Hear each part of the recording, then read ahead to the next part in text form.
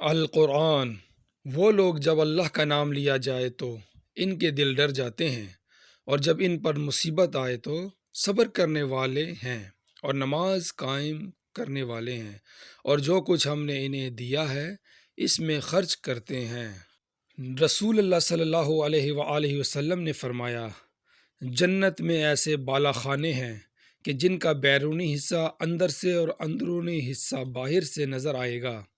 یہ سن کر ایک اعرابی نے کھڑے ہو کر عرض کیا، اللہ کے رسول صلی اللہ علیہ وآلہ وسلم، یہ کس کے لیے ہے؟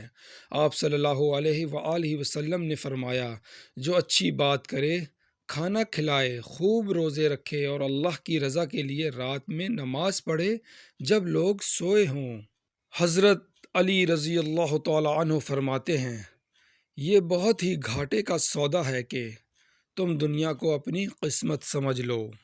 آج کی بات، کسی کی راہ میں ناحق مشکلات پیدا کرنے سے پہلے سوچ لیں کہ آپ اس کی تو صرف دنیا خراب کر رہے ہیں لیکن اپنی آخرت تباہ کر رہے ہیں۔